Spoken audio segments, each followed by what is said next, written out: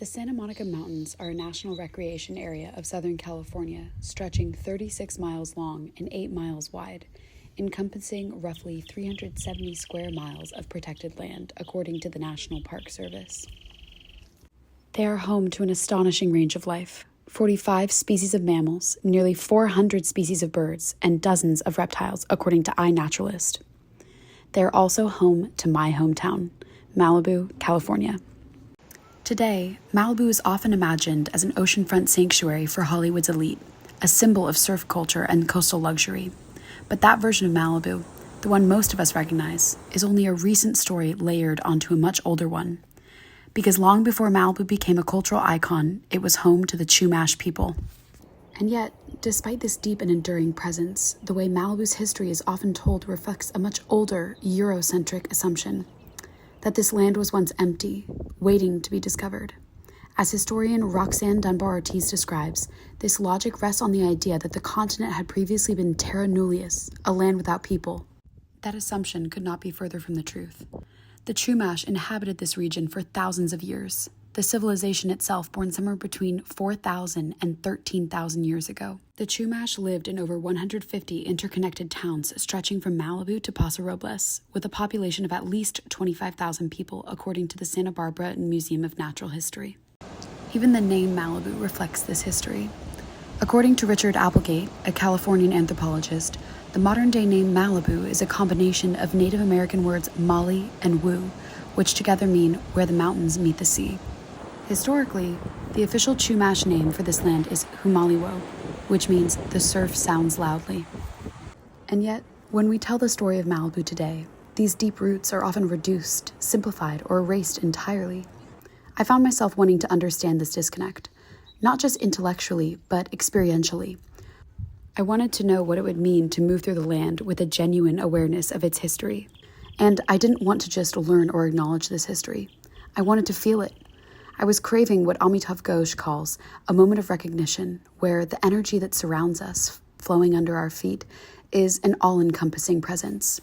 So, on March 14th, 2026, I set out on a hike through the Santa Monica Mountains with Merlin Clark, a Boston native who moved to Malibu over 30 years ago to pursue that exact feeling. A lifelong woodworker, Merlin has spent years moving through the hills behind our neighborhood, building benches along a hidden stretch of the Chumash Indian Trail. I've been hiking this trail for years, always marveling at whatever seemingly magical force brought all of the swings, benches, and meditation circles to my backyard hike. Turns out, it was no magical woodland fairy at work, but a Bostonian man with a penchant for woodworking, meditating, connecting with the land, and, most importantly, honoring the land's Native American roots.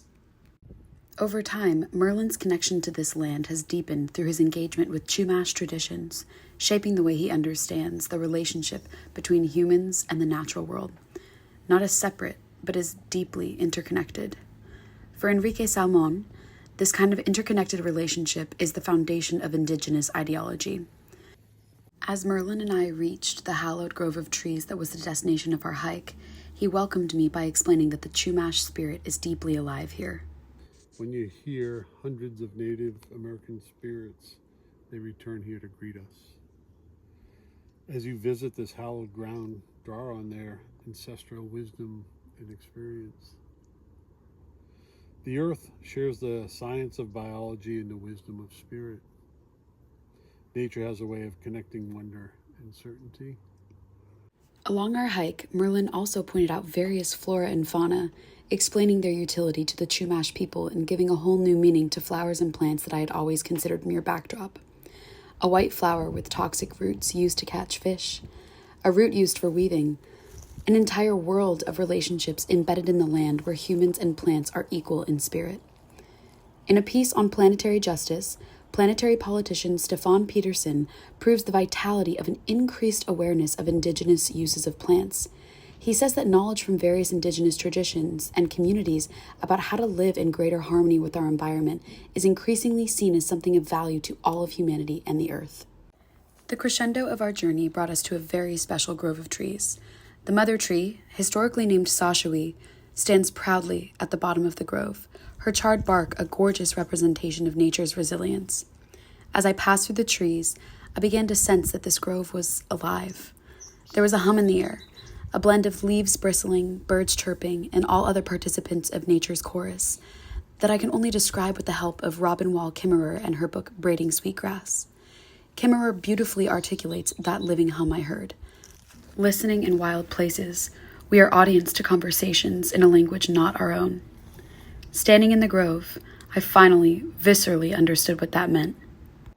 After the hike, I felt compelled by my conversations with Merlin about indigenous presence to look more closely at how my own community tells its history. Growing up in Malibu, there was always one place that seemed to define it: the Adamson House. It is often presented as the origin of Malibu as we know it today, the home of the original Malibu family, preserved and protected as the centerpiece of the city's historical narrative. Students go on field trips, tourists come to visit, and because of its location in the heart of town, most residents pass by it daily.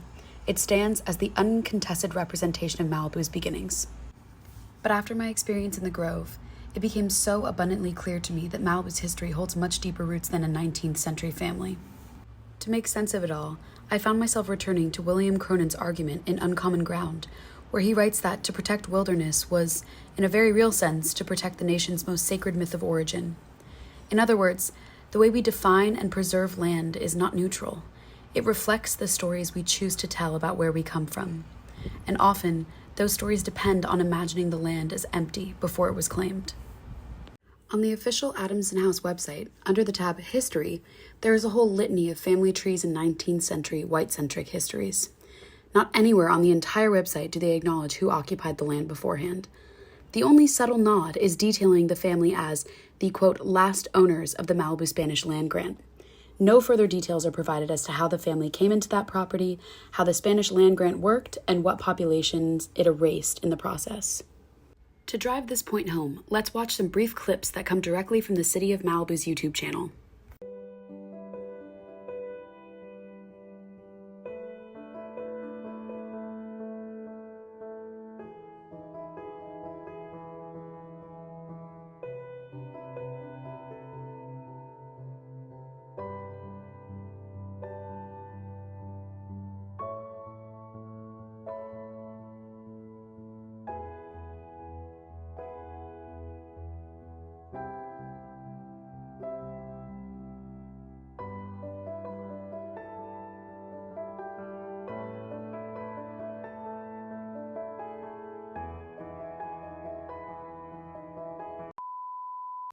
Let's just take a moment here to acknowledge the fact that on the City of Malibu's official YouTube channel, they call the Adamson House the city's most significant cultural landmark, and they cite Malibu as previously untouched coastline before the house was built. So, despite the narrative that the City of Malibu and the adamant protectors of the Adamson House touts, this land was not miraculously born in 1892. Long before it became Rancho Malibu, long before it was parceled, purchased, and preserved, it was Humaliwo, a place deeply embedded in Chumash life, culture, and ecological knowledge. Laura Polito's claims about the inextricable link between racism and the Anthropocene help me to understand that such a sense of entitlement within Malibu as to eliminate indigenous presence ultimately rests on a deep sense of superiority. When Malibu presents itself now, its default is to project values of ownership, consumption, fame, and luxury, rather than its indigenous roots. But that is the Malibu we now know to be shaped by the Adamson House narrative.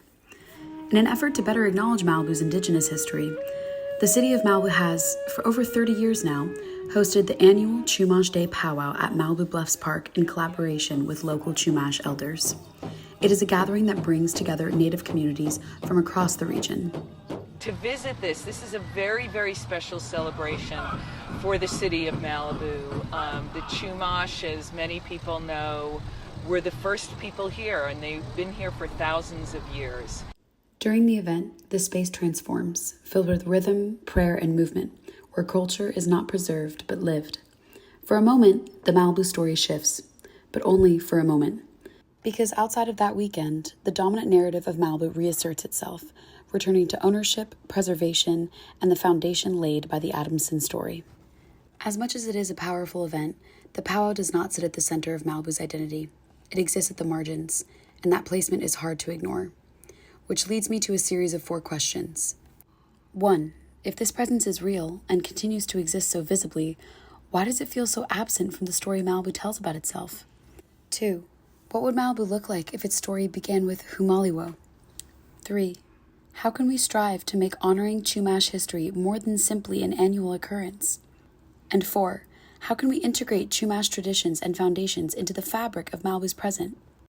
To answer these questions, I find myself referring back to my time in the Santa Monica Mountains with Merlin. While I didn't realize it at the time, he offered a clear path forward. Rather than simply naming the land, we can begin to mirror indigenous relationships to it, to act as stewards and not owners.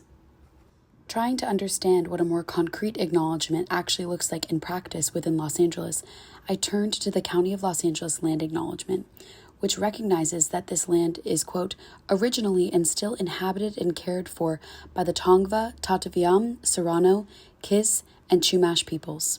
And while this acknowledgement matters, on its own, it's still not enough, because honoring indigenous presence is not just about naming the past, it's about changing how we exist within the present. My time in the mountains helped me realize that the issue is not a lack of acknowledgement, but a lack of relationship. The land is named, its history is spoken, and its original inhabitants are recognized in language. Yet the ways of living with the land that once defined this place are largely absent from how it exists today. In order to bridge the gap, I wholeheartedly believe that the work must begin inward. It requires a shift not in just what I know, but in how I feel, how I see, and how I move through the world. As Sarah Shelley suggests, meaningful change begins not only outwardly, but inwardly, by reclaiming our emotions and engaging in action-oriented learning processes.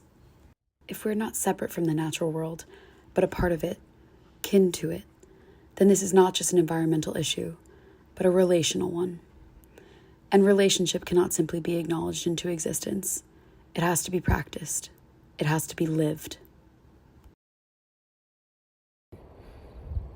When we're here, we're mindful and respectful that this wasn't always our land. This was land that was stewarded by the Chumash, and I think there's a lot to learn from their successful relationship with nature. When we come up here, these trees and flowers, we see them, but they see us as well, right? So we want to be friends. We want to connect with them. We want to be respectful. It's just taking stewardship of the land. This is a gift.